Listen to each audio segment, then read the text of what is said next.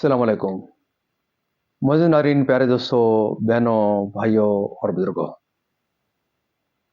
میں حافظ صفد نواز ایڈوکیٹ آپ کو اپنے اسلامی چینل کے اندر خوش آمدید کہتا ہوں، اور ہر روز کی طرح آج بھی ہم انشاءاللہ پارہ نمبر 24 سورۃ الزمر کی آیات نمبر 32 تا 41 تک کی تلاوت، ترجمہ، تفسیر اور شان نزول پڑھنے کا شرف حاصل کریں گے۔ تلاوت شروع کرنے سے پہلے ہم درود شریف پڑھتے ہیں، آپ بھی میرے ساتھ پڑھیں۔ اللهم صل على محمد وعلى آل محمد كما صليت على إبراهيم وعلى آل إبراهيم إنك حميد مجيد. اللهم بارك على محمد وعلى آل محمد كما باركت على إبراهيم وعلى آل إبراهيم إنك حميد مجيد.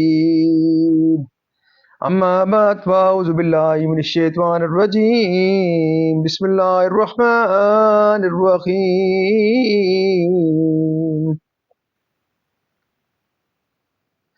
فمن أظلم ممن كذب على الله وكذب بالصدق إذ جاءه أليس في جهنم مثوى للكافرين والذي جاء بالصدق وصدق به أولئك هم المتقون. لهم ما يشاءون عند ربهم ذلك جزاء المحسنين. ليكفر الله عنهم أسوأ الذي عملوا ويجزيهم أجرهم بأحسن الذي كانوا يعملون. أليس الله بكاف عبده ويخوفونك بالذين من دونه ومن يضلل الله فما له من هاد ومن يهد الله فما له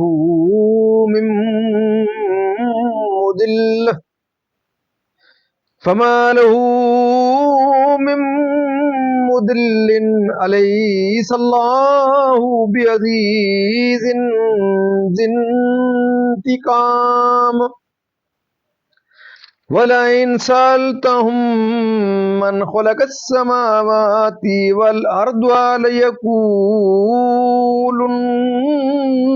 الله قل أفرأيتم ما تدعون من دون الله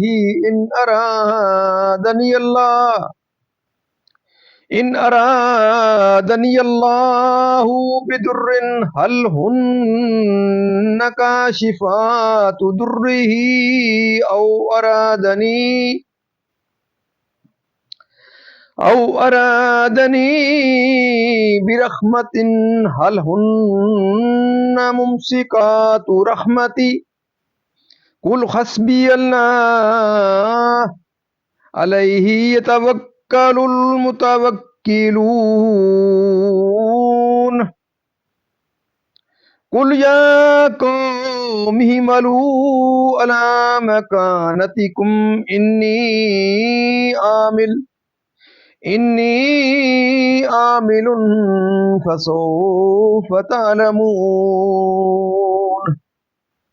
من یاتیہ عذاب یخزیہ ویحل علیہ عذاب مقیم انا انزلنا علیک الکتاب للناس بالحق فمن اهتدى فلنفسه ومن ضل فإنما يدل عليها وما أنت عليهم بوكيل. ترجمہ: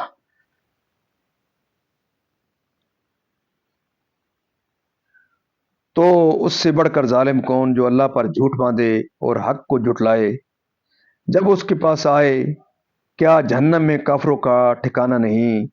اور وہ جو یہ سچ لے کر تشریف لائے اور وہ جنہوں نے ان کی تصدیق کی، یہی ڈر والے ہیں، ان کے لیے ہے جو وہ چاہیں اپنے رب کے پاس، نیکوں کا یہی صلہ ہے تاکہ اللہ ان سے اتار دے برے سے برا کام جو انہوں نے کیا اور انہیں ان کے ثواب کا صلہ دے اچھے سے اچھے کام پر جو وہ کرتے تھے۔ کیا اللہ اپنے بندے کو کافی نہیں اور تمہیں ڈراتے ہیں اس کے سوا اوروں سے؟ اور جسے اللہ گمراہ کرے اس کی کوئی ہدایت کرنے والا نہیں، اور جسے اللہ ہدایت دے اسے کوئی بہکانے والا نہیں۔ کیا اللہ عزت والا بدلہ لینے والا نہیں؟ اور اگر تم ان سے پوچھو آسمان اور زمین کس نے بنائے تو ضرور کہیں گے اللہ نے۔ تم فرماؤ بھلا بتاؤ تو وہ جنہیں تم اللہ کے سوا پوجتے ہو، اگر اللہ مجھے تکلیف پہنچانا چاہے، اگر اللہ مجھے کوئی تکلیف پہنچانا چاہے تو کیا وہ اس کی بھیجی تکلیف ٹال دیں گے؟ یا وہ مجھ پر رحم فرمانا چاہے تو کیا وہ اس کی مہر کو روک رکھیں گے؟ تم فرماؤ اللہ مجھے بس ہے، بھروسے والے اس پر بھروسہ کریں۔ تم فرماؤ اے میری قوم اپنی جگہ کام کیے جاؤ، میں اپنا کام کرتا ہوں، تو آگے جان جاؤ گے کس پر آتا ہے وہ عذاب کہ اسے رسوا کرے گا، اور کس پر اترتا ہے عذاب کہ رہ پڑ جائے، اور کس پر اترتا ہے عذاب کہ رہ پڑے گا۔ بے شک ہم نے تم پر یہ کتاب لوگوں کی ہدایت کو حق کے ساتھ اتاری، تو جس نے راہ پائی تو اپنے بھلے کو، اور جو بہکا وہ اپنے ہی برے کو بہکا، اور تم کچھ ان کے ذمہ دار رہے۔ مزید ناظرین، یہاں تک اس کا ترجمہ اختتام پذیر ہوا۔ اب 24ویں پارے کا اس کی شروع سے تفسیر، پہلے رکوع کی۔ اور اس کے لیے شریک اور اولاد قرار دے، یعنی قرآن شریف کو، یا رسول اللہ صلی اللہ علیہ وسلم کی رسالت کو، یعنی رسول کریم صلی اللہ علیہ وسلم جو توحید الہی لائے، یعنی حضرت ابوبکر صدیق رضی اللہ تعالیٰ عنہ، یا تمام مومنین، یعنی ان کی بدیوں پر گرفت نہ کرے اور نیکیوں کی بہترین جزا عطا فرمائے، یعنی سید عالم محمد مصطفیٰ صلی اللہ علیہ وسلم کے لیے۔ اور ایک قرأت میں عبادہ بھی آیا ہے۔ اس صورت میں انبیاء علیہ السلام مراد ہیں جن کے ساتھ ان کی قوموں نے ایذا رسانی کے ارادے کیے، اللہ تعالیٰ نے انہیں دشمنوں کی شر سے محفوظ رکھا اور ان کی کفایت فرمائی۔ یعنی بتوں سے واقعہ یہ تھا کہ کفار عرب نے نبی کریم صلی اللہ علیہ وسلم کو ڈرانا چاہا اور آپ سے کہا کہ آپ ہمارے معبودوں یعنی بتوں کی برائیاں بیان کرنے سے باز آئیے، ورنہ وہ آپ کو نقصان پہنچائیں گے، ہلاک کر دیں گے یا عقل کو فاسد کر دیں گے۔ بے شک وہ اپنے دشمنوں سے انتقام لیتا ہے۔ یعنی یہ مشرکین خدائے قادر علیم حکیم کی ہستی کے تو مکر ہیں، اور یہ بات تمام خلق کے نزدیک مسلم ہے، اور خلق کی فطرت اس کی شاہد ہے۔ اور جو شخص آسمان و زمین کے عجائب میں نظر کرے اس کو یقینی طور پر معلوم ہو جاتا ہے کہ یہ موجودات ایک قادر حکیم کی بنائی ہوئی ہے۔ اللہ تعالیٰ اپنے نبی علیہ الصلاۃ والسلام کو حکم دیتا ہے کہ آپ ان مشرکین پر حجت قائم کیجیے، چنانچہ فرماتا ہے یعنی بتوں کو یہ بھی تو دیکھو کہ وہ کچھ بھی قدرت رکھتے ہیں اور کس کام بھی آ سکتے ہیں اور کسی کام بھی آ سکتے ہیں، کسی طرح کی مرض کی یا قحط کی یا ناداری کی یا اور کوئی۔ جب نبی کریم صلی اللہ علیہ وسلم نے مشرکین سے یہ سوال فرمایا تو وہ لاجواب ہوئے اور ساکت رہ گئے۔ اب حجت تمام ہو گئی اور ان کے سکوتی اقرار سے ثابت ہو گیا کہ بت محض بے قدرت ہیں، نہ کوئی نفع پہنچا سکتے ہیں نہ کچھ ضرر۔ ان کی عبادت کرنا نہایت ہی جہالت ہے۔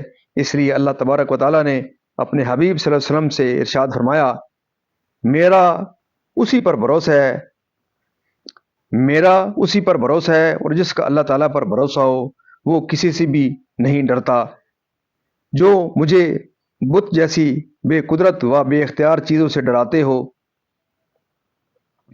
تم جو مجھے بت جیسی بے قدرت و بے اختیار چیزوں سے ڈراتے ہو، یہ تمہاری نہایت ہی بے وقوفی یا جہالت ہے، اور جو مکر و حیلے تم سے ہو سکے میری عداوت میں سبھی کر گزرو۔ جس پر معمور ہوں یعنی دین کا قائم رہنا، اور اللہ تعالیٰ میرا معین و ناصر ہے اور اسی پر میرا بھروسہ ہے۔ چنانچہ روز بدر وہ رسوائی کے عذاب میں مبتلا ہوئے، یعنی دائم ہوگا، اور وہ عذاب جہنم ہے، تاکہ اس سے ہدایت حاصل کریں کہ اس راہ یابی کا نفع وہی پائے گا، اس کی گمراہی کا ضرر اور وبال اسی پر پڑے گا، تم سے ان کی تقصیر کا مواخذہ نہ ہوگا۔ میں اپنے تمام مزید ناظرین سے یہ آگاہ کروں گا کہ اللہ تعالیٰ کے فضل و کرم سے آج ہم نے 24ویں پارے کی شروع کی آیات کی، جو آیات نمبر 32 تا 41 تک کی ہم نے تلاوت، ترجمہ، تفسیر و شان نزول پڑھنے کی شرف حاصل کی ہے۔ اللہ تعالیٰ کے دربار کے اندر یہ دعا کرتے ہیں کہ اللہ تعالیٰ میں قرآن پاک پڑھنے، قرآن پاک کو سمجھ کر اس کے احکامات کے مطابق حضور پاک صلی اللہ علیہ وسلم کی پاک سے بتا دو۔ اللہ تعالیٰ میں قرآن پاک پڑھنے کی اور اس پر عمل کرنے کی توفیق عطا فرمائے۔